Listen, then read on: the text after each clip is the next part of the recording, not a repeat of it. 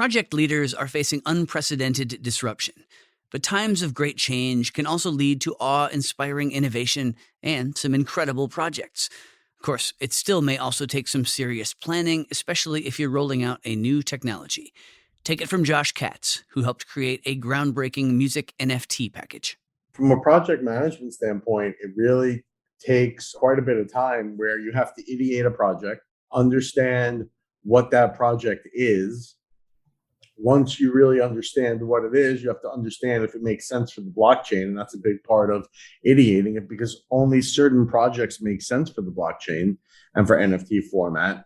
And then you really have to understand who your buyer is. And then once that is all figured out, you then have to go through a creative process to put something super compelling together for, the fans. It took a team of creatives to go and really put together what was representative of the band in NFT format.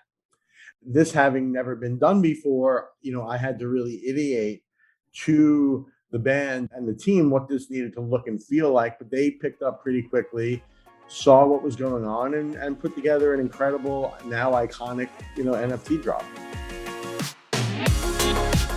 The world is changing fast, and every day, project professionals are turning ideas into reality, delivering value to their organizations and society as a whole.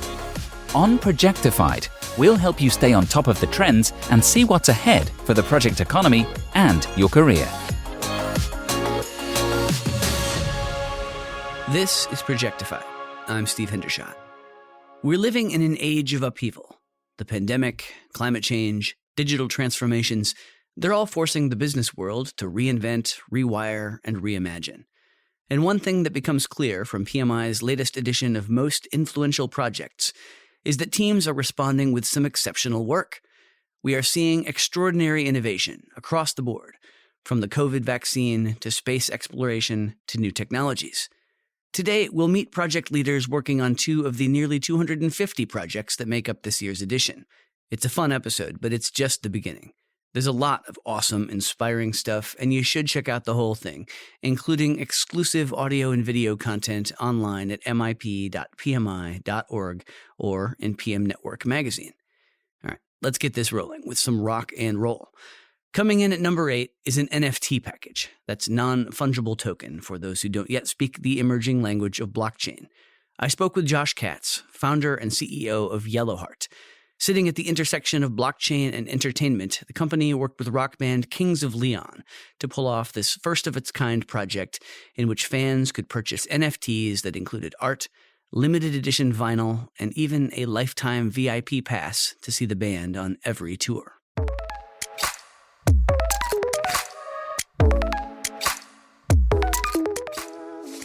I'm always interested in the origin story of a first-ever project, just because there's no template.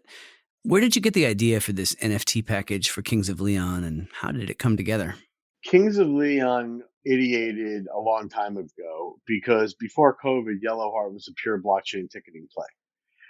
Myself, other members of our team have been circulating the music industry for, frankly, all of 18 and 19, trying to talk about NFTs, NFT ticketing, blockchain, collectibles, all of this stuff. And we were not getting a lot of reception. One of the few people that was receptive to us was Andy Mendelson, who is Kings of Leon's manager. Then when COVID happened, him and I are chatting about all types of stuff. And one of the things is that, the Kings have a record in the can. And traditionally, the model has always been record, an album, put it out, and tour to support it. And they couldn't tour. And they're a live band. And they're a band that sells out amphitheaters and arenas worldwide, too. And they had no opportunity to do that in the middle of COVID. You had done one similar project previously, working with the band Portugal the Man to release an NFT that granted access to some archival material. Did that help pave the way for the bigger project with Kings of Leon? Having that use case kind of got Andy over the line. And I showed him that I just did this, and we could go to the next level with NFTs around your album. If we do the actual album as an NFT, we ideated and built the project out, and by mid-February we were ready to announce it, and we did, and the rest kind of was history. We released it the first week of March, and it went on to just be like a massive watershed moment for NFTs to show the greater entertainment industry, music and beyond, how powerful this tech is and how important NFTs are going to be to the future of content ownership. You worked with a lot of stakeholders here, the band, its management, the visual artists, as well as people on the tech side. What was the collaboration process like with people who were working on an NFT for the first time? We went into it with most of them still not understanding really what we were doing. They understood on some level from some of the examples I had been showing them at the time, but they didn't realize the levity of it. So in that process, it was us teaching them. Then when we got into the utility driven pieces, such as the, album NFT that had redemption for high res file, low res file, and vinyl, it was not only educating them, but also educating their record label. Sony actually was pressing the vinyl for us and, getting them through the whole process around what an NFT is. At the time, they didn't even know what one was. And even leading up to the release, I don't think they understood what it was. They just understood that there was a piece of physical product tied to it. So that was kind of in their scope. At the time, we considered our biggest part of our job being teachers. And that's what we really did with Kings of Leon, as we taught them what this was all about, why it was important, why the fans were going to care, and really handheld them through the entire process. What were the most significant challenges and the things that made this different?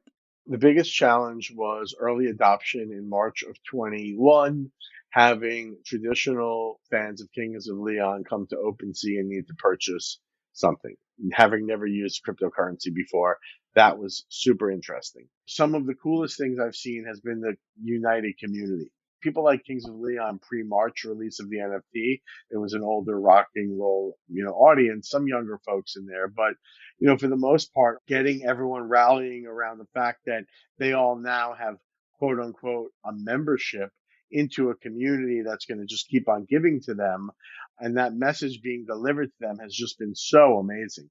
So let's look to the future. What's the potential here with NFTs? What projects could we see going forward? And what's the potential for artists and for the music industry? Two groups that have basically spent the last 2 decades trying to get to a workable internet-era business model. There's a tremendous amount of commerce that happens around artists right now. And there's a huge economy around all of this content, all of the ownership, the sales, the memorialization of rights, the trading, the upside opportunity, the investment opportunity. We're scratching the surface right now.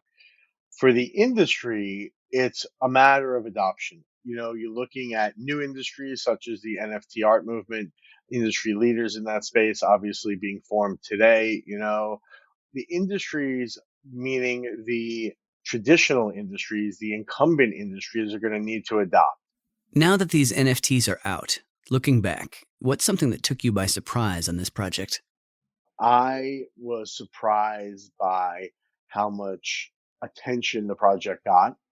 We expected the project to be, trailblazing, but we didn't think that the entire entertainment universe on a worldwide basis would pay attention to it.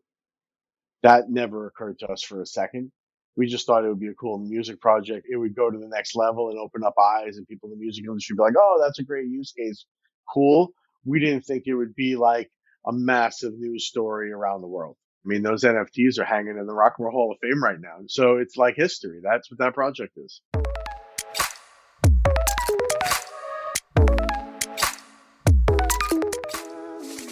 Now we head to Kenya, home of the number 29 project on this year's MIP list, the National Wildlife Census. From elephants and cheetahs to rhinos and gazelle, the animals that roam the country are majestic and also a powerful revenue source. Tourism fuels 8% of Kenya's GDP, but poaching, climate change, and a human population boom are putting wildlife at risk. So in 2021, the government initiated Kenya's first systematic wildlife census. PMI spoke with Patrick Omondi, director of the Wildlife Research and Training Institute, about the $2.3 million project launched with Kenya Wildlife Service. Kenya had done wildlife census before, but just for key species like elephants and rhino that have been affected by illegal trade and poaching. But we have never undertaken a nationally coordinated census for all our wildlife resources. The government decided to undertake the first ever nationally coordinated, nationally funded wildlife census to establish the number of wildlife wherever they are in space and time. And this was to guide our planning process within the national parks, national reserves, the community areas, and also to balance between infrastructure development and wildlife conservation.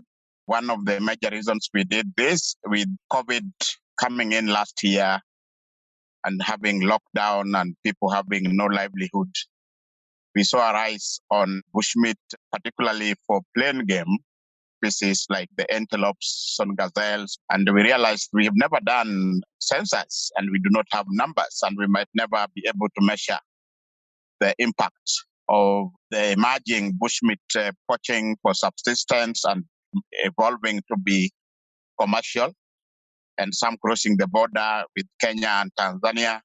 About 100 team members spent 3 months conducting the census, surveying animals both on land and underwater. One of the biggest issues? Kenya's sheer size. Major challenge, Kenya is huge.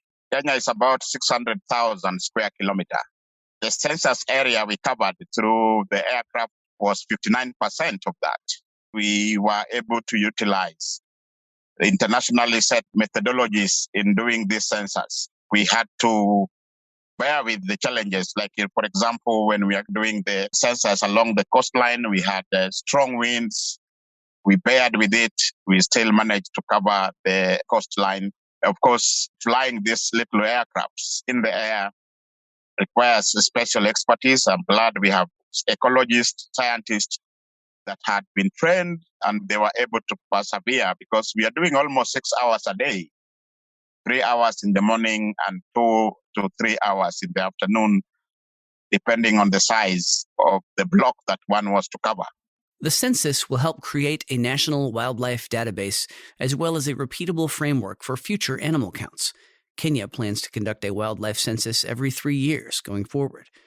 The team hopes these census efforts will help wildlife officials create policies to enhance conservation and management of Kenya's wildlife resources and establish guidelines for redeveloping parts of the country. As the human population continues to grow and encroach on territory once left to the animals, government leaders need a plan that can deliver environmental and economic benefits. The real impact will be that we'll have information available, because you can only manage better what you know. Before, we did not know about numbers of these species. Now we know what we have and where they are. So we should be able to provide this information to our 47 county government. When they're doing their spatial planning, they know what kind of wildlife resources they have and which spaces they occupy, so that as they plan for water development, they plan for infrastructure development, they will know that these are spatial areas for wildlife that happens to be the main driver of tourism. And tourism is the number one economic driver of the Kenyan economy. It's an economic pillar. So by recognizing what you have and planning to it, it will have a triple impact on our tourism. So we now know what we are managing. Now that we know where it is and how many we have, we anticipate that we'll plan better for ensuring that the wildlife conservation is enhanced in Kenya, being a leader in conservation and the value we place in this natural resource for this country.